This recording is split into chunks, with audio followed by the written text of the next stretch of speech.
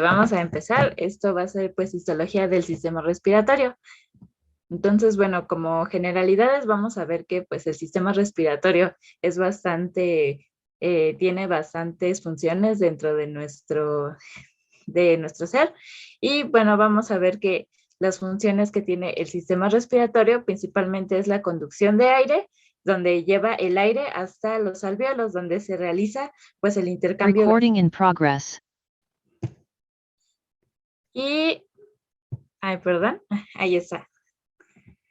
El sistema respiratorio pues se divide en sistema respiratorio superior e inferior, y pues a estos, ¿alguien sabe qué es lo que los divide? La región anatómica que divide el superior e inferior. ¿La tráquea? Un poquito más arriba, es la epiglotis, en la glotis. Ahí se hace la diferenciación entre superior e inferior. Entonces, el superior es la cavidad nasal y la faringe. La inferior es la laringe, la tráquea, los bronquios, hasta los bronquiolos y los alvéolos. Y bueno, vamos a ver que primero el sistema respiratorio tiene una porción conductora, que es todo lo que lleva el aire, desde que entra por nuestras narices hasta que lo lleva a los alvéolos. Entonces, bueno, vamos a empezar. La cavidad nasal tiene una función muy especial, que es la del acondicionamiento de aire. Se encarga de calentar el aire, de filtrarlo y de purificarlo de ciertas partículas que pueden ser dañinas para la salud. Entonces, también abarca la faringe, la laringe, la tráquea y los bronquios principales, secundarios y terciarios.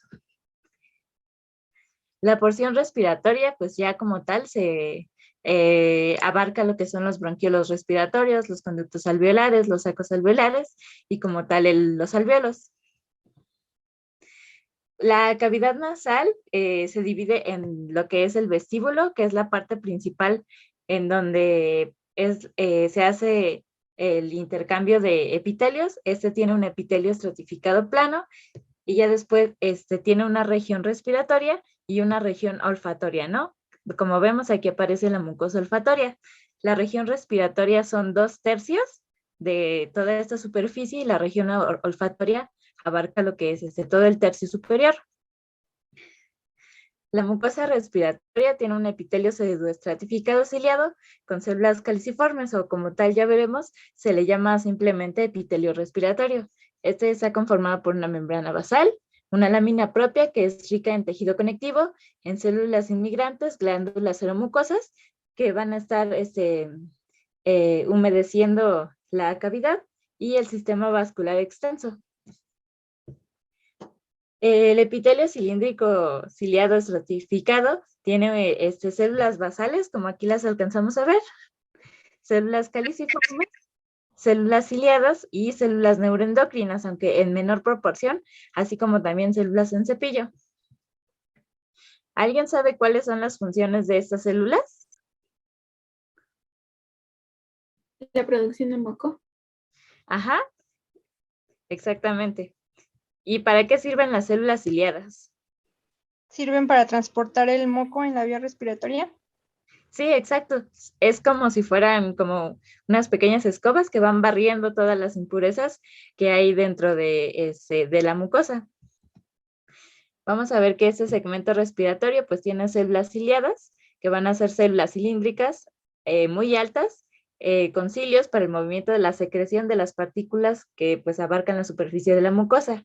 Células caliciformes que van a secretar moco, células en cepillo, y esto lo que tal nos da es la inervación sensorial, y células de gránulos pequeños, que vamos a ver que unas producen hormonas y citocinas. Ahorita vamos a ver cuáles son. Y las células basales, que como tal son las células madre, que dan la proliferación de otros tipos de células. También tiene una red vascular extensa, la lámina propia y abundantes glándulas secretoras. El segmento olfatorio pues, está constituido por el epitelio pseudoestratificado ciliado con estas células olfatorias. Bueno, como tal alcanzamos a ver, estas son ¿Sí se alcanza a ver mi cursor? Sí, no? sí, ok. Ok. Bueno, vamos a encontrar aquí a las células sustentaculares que como tal sirven de soporte. Aquí vamos a encontrar a las principales, las protagonistas, las células olfatorias. Estas van a tener, van a terminar los axones y aquí van a tener las vesículas olfatorias. Cuando todas esas se juntan, se van como en un haz hasta formar el primer nervio, eh, para formar el nervio óptico. Entonces vamos a ver que está ubicada en el techo de la cavidad nasal y tiene un epitelio olfatorio pseudoestratificado, pero no va a tener células caliciformes. Estas, como tal, son neuronas bipolares y vamos a encontrar que las células receptoras olfatorias poseen cilios apicales, pero estos son inmóviles. Y bueno, pues aquí como tal ya vemos estas células, como tal no se unen, sino que forman haces y esto es lo que forma el primer nervio olfatorio. Vamos a pasar a otra parte, los senos paranasales igual tienen el mismo epitelio respiratorio, pero estos tienen la característica de que tienen abundantes células caliciformes, pues como tal ya sabemos que estas células igual producen moco y este moco puede quedarse estancado en diferentes patologías. Y bueno, el epitelio de la faringe como tal va a ser la continuación posterior, termina donde está, bueno, empieza donde están las coanas y conforma a la nasofaringe, la orofaringe y la laringofaringe. Como tal sirve para el paso del alimento hacia el esófago y de aire hacia la laringe. Este también tiene la función de que actúa como cámara de resonancia para la fonación. Y bueno, la laringe, bueno, va a ser lo que nos conecta la faringe y la tráquea y va a tener pliegos vocales. Como tal, a los pliegues vocales se le conoce también como las cuerdas vocales verdaderas y a los pliegues ventriculares como las cuerdas vocales falsas. Aquí, bueno, vamos a saber que los pliegues vocales controlan el influjo de aire a través de la laringe y vibran para producir sonido. Tienen un epitelio plano estratificado, no queratinizado, y como tal están constituidos por el pliegue vocal y por el músculo vocal. Entonces, cuando esos músculos se mueven, lo que hacen es cambiar de posición y se altera el flujo de aire. Esto es lo que hace que produzcamos diferentes tonos de voz.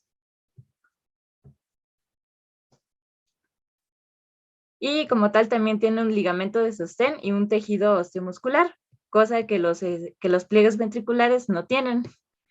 Aquí también, bueno, aquí vemos la cavidad infraglótica y los ventrículos, que son los pliegues ventriculares. Aquí, bueno, vemos una fotografía de lo que es la tráquea. Vamos a ver que la tráquea lo que lo caracteriza es que tiene cartílago. Tiene unos anillos de cartílago y aproximadamente, ¿alguien sabe cuántos cartílagos son? ¿De 16 a 20? Exacto. Aquí, bueno, estos cartílagos los que nos sirven es como para darle un soporte óseo, que no se mueva, que esté fija. Pues va a ser un tubo corto y flexible de 2.5 centímetros de diámetro y 10 centímetros de longitud. El epitelio sigue siendo el mismo, es epitelio cilíndrico simple pseudoestratificado y aquí tiene los cartílagos hialinos en C. Aquí lo vemos. Aquí en esta parte no hay cartílago, porque como tal conecta con el esófago. Y aquí vemos, la tráquea tiene pues una característica muy especial, que es que la capa mucosa tiene una membrana basal gruesa. Esa membrana basal gruesa le provee un soporte adecuado y igualmente la submucosa tiene un tejido conjuntivo denso. En otras partes suele ser laxo.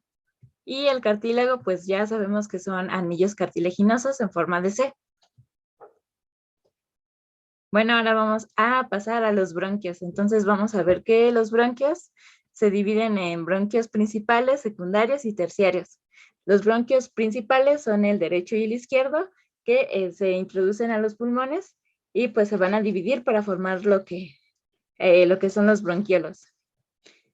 Y bueno, vamos a ver que ya no poseen cartílago, sino que poseen placas cartilaginosas y una capa circular de músculo liso que va a ir aumentando hasta que desaparezcan el cartílago.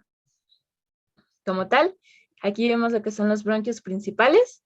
Después se dividen en segmentos.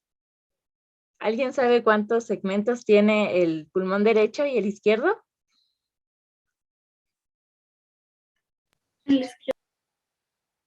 Ajá, está bien. ¿Y de zonas?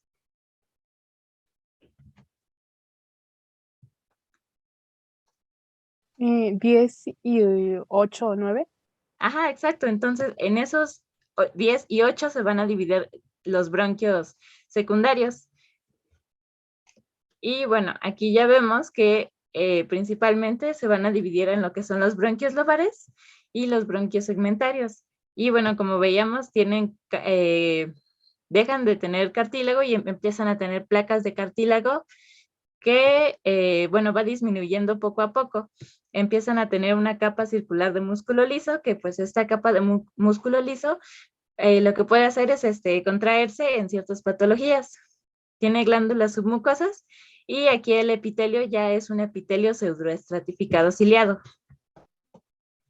Entonces, bueno, esta es una imagen que me gustó porque ejemplifica cómo cada vez hay células caliciformes y cada vez que los bronquios se van dividiendo, empiezan a disminuir esta cantidad de células. Vemos que las células ciliadas llegan hasta el bronquiolo terminal, así como el músculo liso y las fibras elásticas, cosa que supongamos el cartílago y el lino, las glándulas y las células calciformes solamente llegan hasta los bronquiolos segmentarios. Bueno, esta es otra imagen. Como tal, aquí vemos que en los bronquios hay glándulas, aquí hay músculo liso y hay cartílago, cosa que pues se va yendo en disminución. Y los bronquiolos, vamos a ver que casi llegamos al final, van a ser ramas de los bronquios segmentarios y estas son muy pequeñas, tienen 1 milímetro o menos. Ya no tienen cartílago, tienen pocas glándulas mucosas y su epitelio es cilíndrico, simple, ciliado. Estos bronquiolos terminales tienen una característica, tienen unas células en clara, que lo que esta célula en clara produce va a ser el agente tensioactivo que previene el colapso de las vías respiratorias. Como tal, aquí podemos ver una imagen histológica. Aquí, bueno, este todavía sigue siendo un bronquiolo, pero aquí estos son los bronquiolos terminales y aquí empiezan el conducto alveolar y los sacos alveolares. Entonces vemos que los bronquiolos respiratorios van a dar origen a estos conductos alveolares, que son las vías aéreas alargadas que pues casi no tienen pared, sino que solamente tienen a los lados estos alveolos.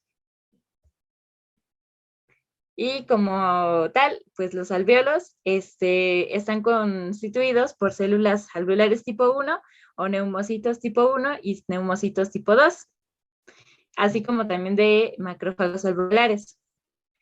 Y bueno, vamos a ver que la célula alveolar tipo 1 constituye alrededor de el 95% de la superficie alveolar y pues estas lo que hacen es constituir una barrera entre el espacio aéreo y la pared septal. Y las células alveolares tipo 2 son células secretoras que producen y secretan el surfactante, que lo que hace es que evita, tiene una tensión superficial alveolar, lo que evita que el alveolo se colapse con la expiración. Y donde se da el intercambio gaseoso es en el tabique alveolar. Aquí se intercambian dióxido de carbono con oxígeno y se compone de una capa delgada del agente tensioactivo, una célula epitelial tipo 1 con la lámina basal y una célula endotelial capilar. Así como pues aquí también alcanzamos a ver lo que son los macrófagos alveolares y septales que están presentes en los espacios aéreos alveolares. Y bueno, como tal vamos a repasar un poco de 2 patologías, pero va a ser simplemente para que podamos conocer cuáles son Ahorita que vimos lo normal, ahora que podamos conocer qué es lo anormal y qué es lo que pasa en neumonía. Pero bueno, a manera de generalidades, vamos a ver que la neumonía es una infección aguda del parénquima pulmonar, acompañado de la presencia de fiebre y síntomas respiratorios. Se presenta por tener una presentación aguda junto con la evidencia de un infiltrado parenquimatoso. Así como también vamos a ver un estado de una hepatización roja, bueno, así se le conoce, en el corte histológico. La neumonía pues va a ser la principal causa de muerte infecciosa y es responsable del 15% de todas las defunciones en menores de 5 años. Las tasas de incidencia de neumonía extrahospitalera pues son muy altas en los extremos de la vida, en menores de 4 años y en mayores de 60 años. También la podemos dividir como neumonía adquirida en la comunidad y neumonía nosocomial. Y pues la neumonía nosocomial va a ser la infección aguda del parénquima, pero se caracteriza por presentarse 48 horas después de el ingreso. Y va a ser la segunda infección nosocomial más frecuente después de la infección urinaria. También hay otra subdivisión que es asociada al ventilador. Y esta, se define como aquella neumonía que empieza 48 horas después de la ventilación mecánica. ¿Cuál es el principal agente etiológico? Pues el que es necesario que lo sepan bastante bien es el Streptococcus pneumoniae. Después pueden ser en menor frecuencia Haemophilus influenzae, Staphylococcus aureus y otros gram negativos como Klebsiella. También puede estar provocada por rinovirus, como son el coronavirus, la influenza, virus sincitial respiratorio. Ver que hay dos diferentes tipos de neumonías, una neumonía clásica y una atípica. Vamos a ver que generalmente las típicas van a ser producidas por bacterias y las atípicas por virus, micoplasmas y hongos. También hay otros microorganismos que se asocian como en rangos de edades, como Mycoplasma pneumoniae y Legionella pneumófila, como Coxiella burnetii, en menores de 6 meses. También se suelen asociar a enfermedades como Haemophilus influenzae, se presenta bastante en personas que tienen hipoglobulinemia y asplenia, la Klebsiella en aquellos que presentan alcoholismo, Coxiella en aquellos que tienen contacto con ganado, Chlamydophila psittaci en aquellos que tienen contacto con aves y Rhodococcus equi con contacto con caballos, Franchiletta tularensis, contacto con conejos, y esta es muy típica, la Pseudomonas aeruginosa, en aquellas unidades de cuidados intensivos o aquellos pacientes que están intubados. Bueno, aquí también vemos los agentes que les había dicho, Streptococcus pneumoniae, Haemophilus influenzae, y en las atípicas se caracteriza por Mycoplasma pneumoniae, Clamidia, Legionella y Clamidia psittaci. Los factores de riesgo para presentar neumonía es pacientes que sean mayores de 65 años, así como que también tengan comorbilidades como son la diabetes mellitus, la obesidad, o personas que estén en hacinamiento, que tengan tratamiento con esteroides o que tengan enfermedades inmunosupresoras. Y bueno, me paso esta. A la etiología nosocomial, también veíamos que pueden ser Pseudomonas aeruginosa, Enterobacter, Klebsiella y otros agentes como el Acinetobacter. También, vemos que los principales es E. coli, Klebsiella y Enterobacter. Y aquí también se explica cuáles son los agentes principales de la neumonía nosocomial. Vamos a ver que la fisiopatología generalmente puede ser por 4 mecanismos: por diseminación hematógena, diseminación por contigüidad, inoculación directa o por inhalación o microaspiración, pero generalmente la más común de todas es la inhalación o microaspiración.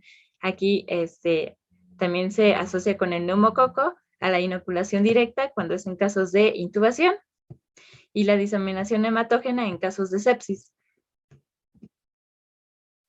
Entonces vamos a ver que como tal el agente patógeno evade estos mecanismos naturales que tenemos para eliminar los virus y como tal se las arregla para llegar hasta el interior de las vías respiratorias, donde como tal empieza un proceso infeccioso. Como tal se adquiere por la introducción de gotitas de flush, que esas son las que pueden llegar hasta las vías respiratorias inferiores. Y bueno, vamos a ver que empieza un proceso inflamatorio. Entonces, esas bacterias, virus y patógenos van a desencadenar una respuesta inmune, así como inflamación. Estos alvéolos alveolares se van a llenar de leucocitos, líquidos y restos celulares. Va a disminuir la sensibilidad pulmonar, aumenta la resistencia, se obstruyen las vías respiratorias más pequeñas y como tal hay un colapso de los espacios aéreos distales. Empieza a haber atrapamiento de aire, alteraciones de las relaciones ventilación-perfusión. El cuadro clínico que vamos a ver típico va a ser un paciente que va a iniciar con fiebre. Sus síntomas van a ser bruscos, va a empezar con taquipnea, que este es el dato más importante como signo clínico para valorar la severidad de una neumonía. Expectoraciones, dolor torácico, artralgias y mialgias, sudoraciones nocturnas, tos productiva purulenta, y vamos a poder escuchar estertores broncoalveolares crepitantes, también matidez, aumento del frémito, disnea y confusión.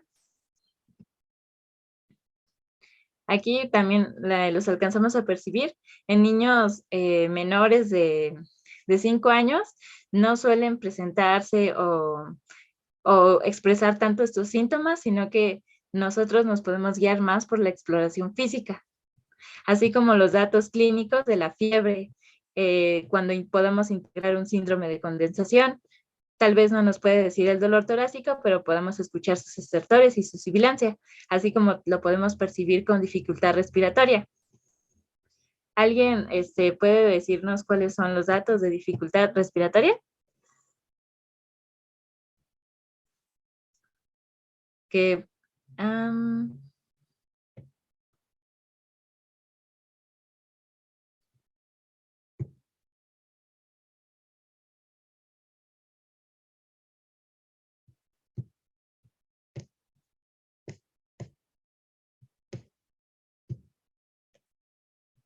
sí, la pregunta sería si alguien puede decirnos cuáles son los datos de dificultad respiratoria. El aleteo nasal. Exactamente, el tiraje intercostal, ¿una otra? El quejido respiratorio. Ajá, exactamente, podemos evaluar esos síntomas. Así como también pues habíamos visto la taquipnea. Y un cuadro clínico atípico pues va a ser como tal el que no presenta tantos síntomas, no va a presentar, tener una menor temperatura, no va a ser una fiebre tan que digamos supere los 38 grados, va a haber como tal infiltrados pulmonares intersticiales, tos seca y el cuadro va a ser subagudo. Y como tal, de manera histológica, lo que alcanzamos a ver aquí pues, son los sacos alveolares. Y vamos a ver cómo todos estos alvéolos pues están llenos de leucocitos, pues hay un abundante infiltrado inflamatorio y bastante fibrina. Los tabiques, los capilares en el tabique alveolar, pues como los alcanzamos a ver aquí, pues están muy dilatados y congestionados. Bueno, como tal habíamos visto que este estado se le conoce como hepatización roja. ¿Qué tipo de infiltrado observan ahí en la imagen de abajito? ¿Neutrófilos? Ajá, son los que predominan, ¿no? Muy bien, y aparte, bueno, ahí, de acuerdo a lo que les explicaba la doctora, ¿sería una neumonía típica o atípica por el sitio en donde se encuentra el infiltrado?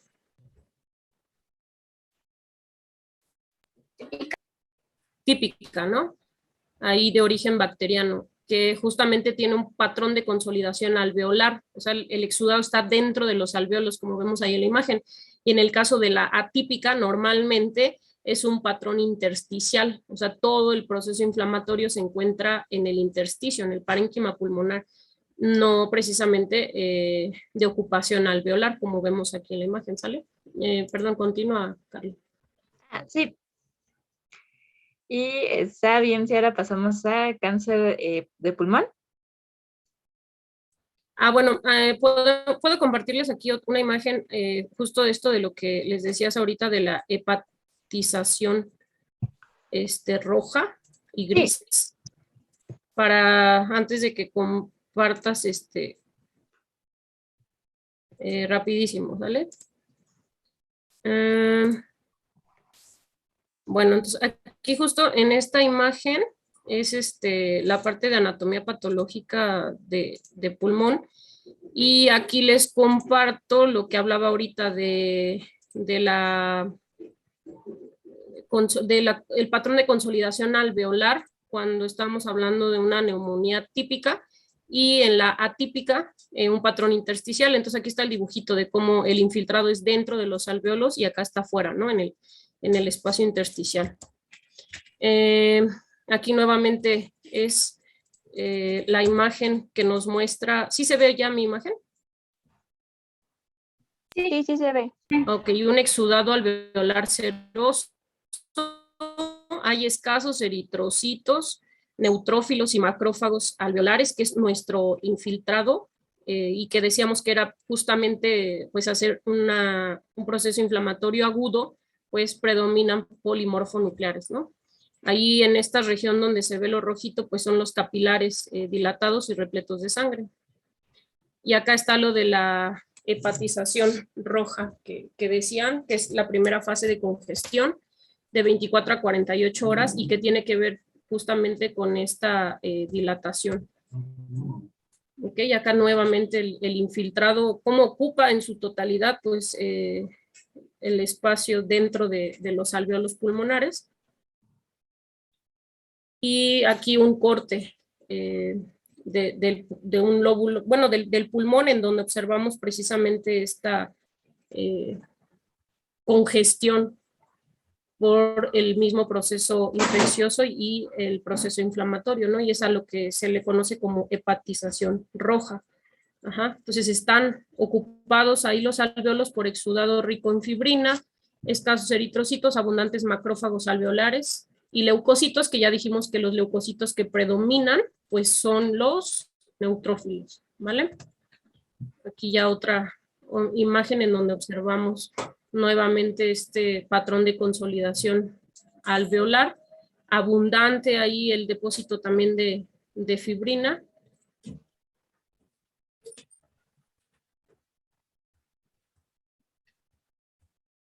Y en la otra etapa ya es del cuarto al sexto día, que es la hepatización gris. Creo que al final traigo una imagen donde nos muestra las 4 etapas, y bueno, esta es reaparición de macrófagos en el exudado y fibrinolisis. Por eso justamente ese aspecto ya en la tercera y cuarta etapa, que es la cuarta, es la de la resolución, en donde adquiere ya una característica pues completamente diferente, ¿no? Entonces esas 4 fases por las que cursa en este caso una neumonía neumocócica o bacteriana, pues es la fase de congestión, la de hepatización roja, hepatización gris, que aquí pues es por la situación del depósito de fibrina que adquiere esa coloración, y por último la fase de resolución, que decíamos que era la parte de la reparación del daño, ¿no? Como veíamos en la clase de ayer. Ahora sí ya, perdón, Carla. Doctor, no sé si usted gusta agregar algo aquí de esta parte de la neumonía.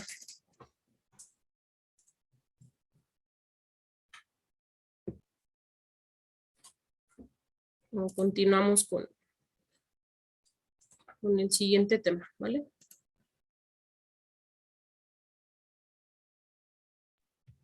Sí, gracias, doctora. Y no, a ti, gracias. Acá está.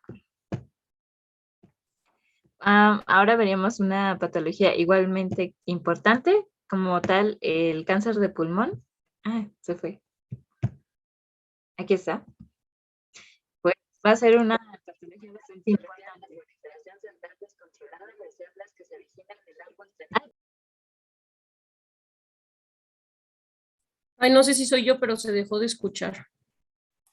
Sí, se dejó de Se dejó escuchar. escuchar.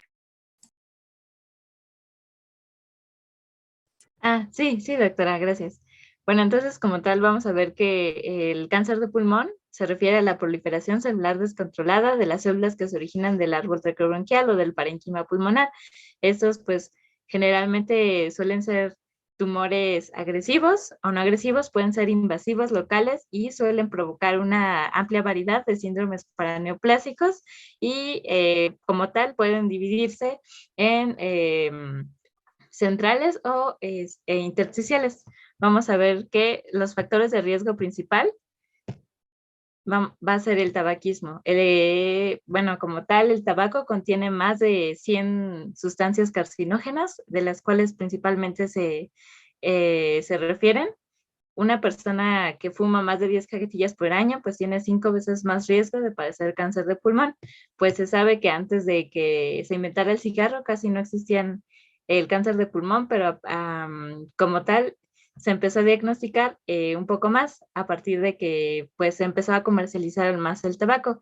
También se suele asociar con aquellas personas que se encargan de o que trabajan en la industria del arsénico, en aquellos que trabajan en industrias donde utilizan hidrocarburos aromáticos o en aquellas personas que suelen estar en contacto con asbesto.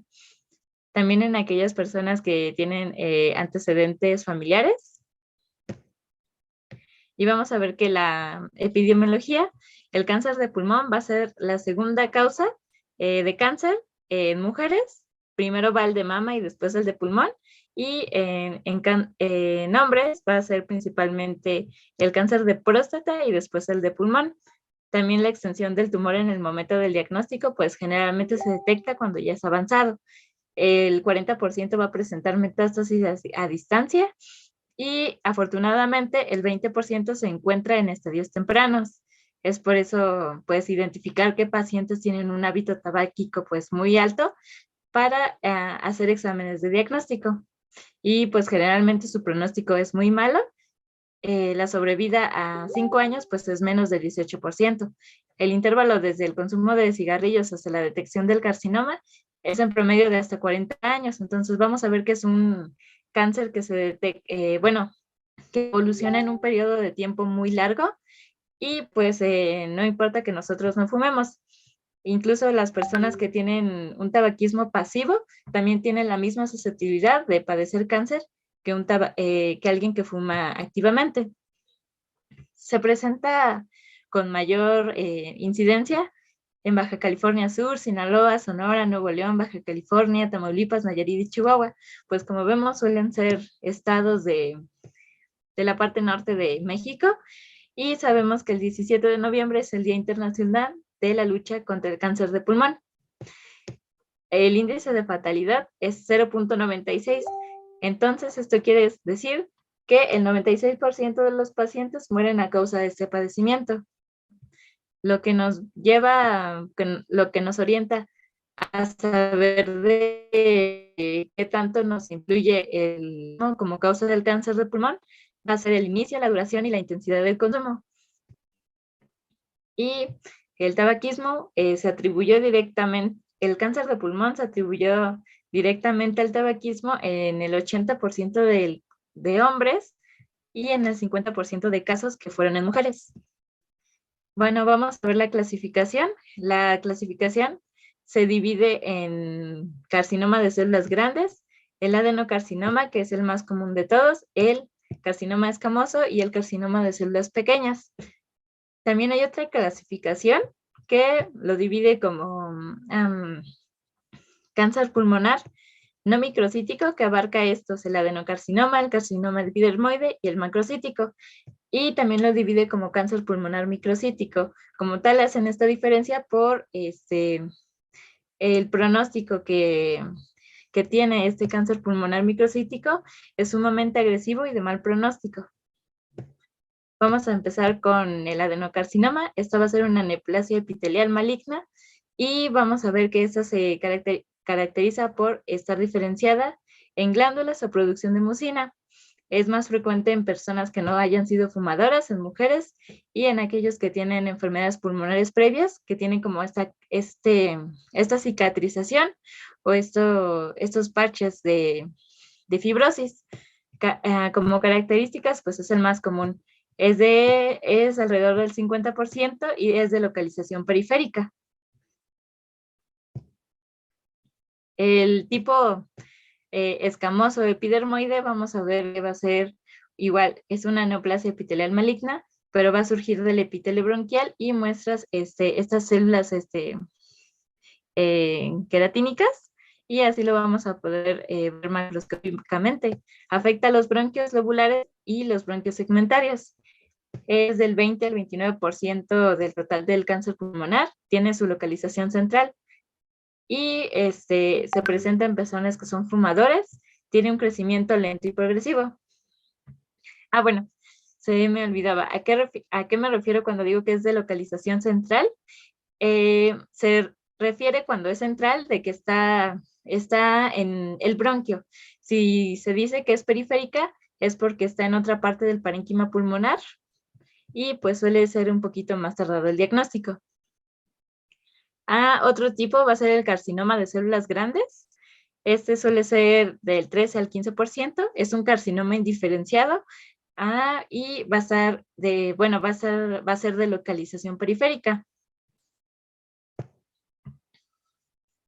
También vamos a ver otro tipo de tumores, que van a ser los tumores neuroendocrinos. Como tales van a producir sustancias que van a tener una función en nuestro organismo.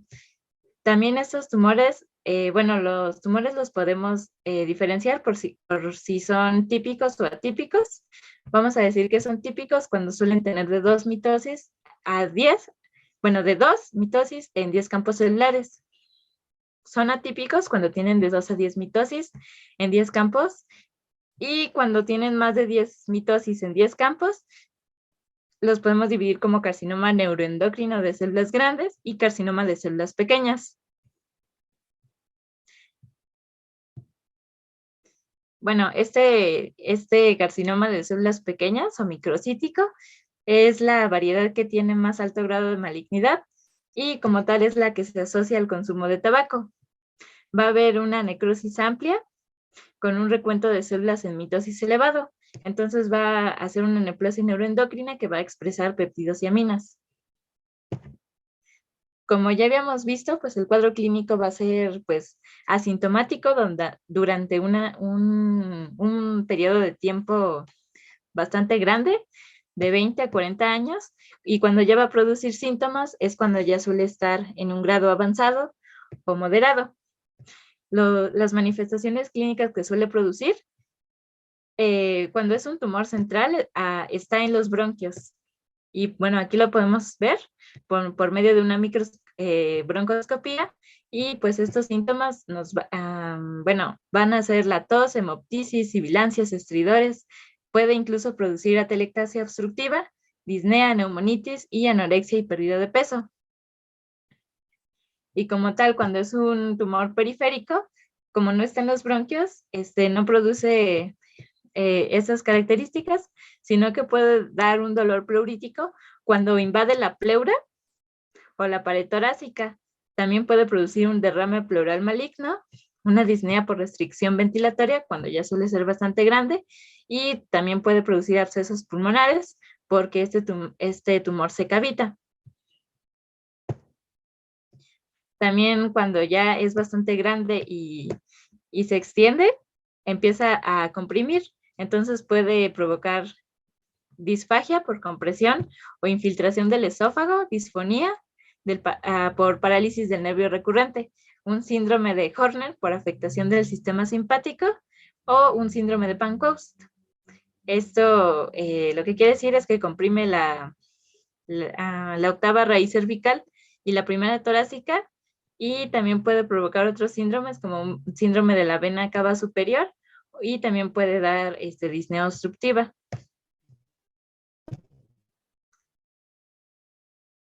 Y bueno, también suele dar síntomas por extensión por metástasis, como elevación de las enzimas hepáticas, hepatitis, diversas alteraciones neurológicas, dolor óseo y fracturas patológicas y pancitopenia. Y creo que esto sería todo, doctora. Ok, muchas gracias, Carla. Les voy a compartir de nuevo unos esquemas que hice como para facilitar un poquito esta parte de esto y que también les puede servir como para una idea de su maqueta, ¿no? De su proyecto final. Entonces, por ejemplo, aquí en esta, no sé si ya se alcance a ver. La tráquea. Bueno, les decía que andaba experimentando con el dibujo digital y entonces hice estos esquemas, y aquí en donde viene pues la división, ¿no? Desde la tráquea, los bronquios, los bronquiolos terminales, los bronquiolos respiratorios y los alvéolos respiratorios, y aquí pues de lo principal, ¿no? En cuanto a obstrucción por inflamación y exceso de moco, y en las situaciones en las que pues hay broncoespasmo, pues el ejemplo más característico es el asma, en un proceso infeccioso e inflamatorio, una bronquiectasia, y después destrucción del epitelio respiratorio propiamente, ¿no? Porque sí llega a haber en sitios ahí de necrosis. En esta otra imagen, pues ejemplifico lo que hablábamos ahorita de las neumonías, en el caso aquí de una bronconeumonía que compromete tanto el alveolo como el bronquiolo respiratorio, pues es infiltrado característico del proceso inflamatorio agudo con infiltrado de polimorfonucleares, ¿no? Ahí vemos los neutrófilos. Y de este lado, una neumonía lobar, en donde pues el infiltrado corresponde únicamente al... ya cambió, ya ven los 3 alveolitos ahí con... Ya aparece. Sí, doctora. Ok, gracias. Y entonces aquí vemos lo que hablábamos precisamente de la neumonía típica, ¿no? Que era el exudado intraalveolar, y pues que igual es un infiltrado de polimorfonucleares, y del otro lado una neumonía intersticial, ¿no? Entonces hay inflamación aguda en el parénquima con este infiltrado también de polimorfonucleares característico, pero fuera del alveolo. Y la siguiente, en el caso aquí de la bronquitis crónica, pues es un proceso inflamatorio crónico que lleva a destrucción, evidentemente, del alveolo y del bronquiolo respiratorio, obviamente, pues dependiendo la extensión del daño, pero pues que al ser un proceso crónico, como veíamos ayer, pues llega a este punto de destrucción del epitelio respiratorio, ¿no? Entonces, el infiltrado aquí en este caso cambia y era un infiltrado ¿de qué? ¿Quién se acuerda?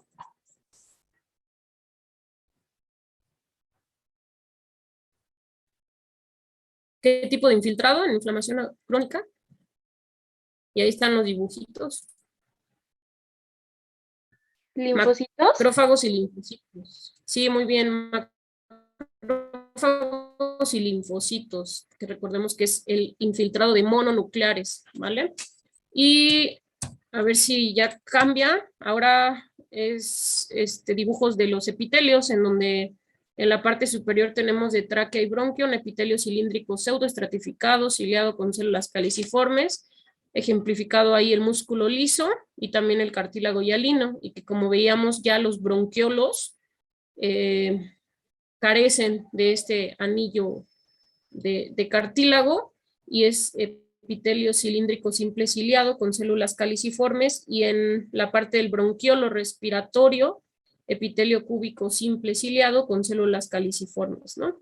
Y después tenemos aquí lo que les decía que podían utilizar como ejemplo también de patología, pues en el caso de la metaplasia escamosa, como cambia de ser epitelio respiratorio a un epitelio plano estratificado, y pues acá una neoplasia, ¿no? Que es lo que acabamos de ver ahorita con la doctora.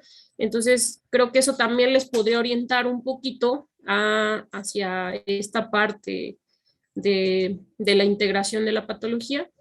Y bueno, que este es otro ejemplo de la tromboembolia pulmonar, que es una complicación ante la presencia de trombosis, ¿no? Que aquí en este caso pues fue la formación de un trombo en el sistema venoso, en extremidades inferiores, que posteriormente pues se desprende un fragmento de ese trombo o todo el trombo, se forma un émbolo que viaja por la circulación hasta llegar al sitio en el que ya no puede pues pasar y obstruye, ¿no? Y entonces en este caso pues fue hacia pulmón, generando una tromboembolia pulmonar, y que de igual manera aquí pues genera daño en cuña, que es como el característico del sitio de la lesión, pues hay necrosis en toda la parte que irrigaba precisamente esa zona, y pues es una zona de infarto aquí, ¿no? O puede haber ruptura también y generar una hemorragia.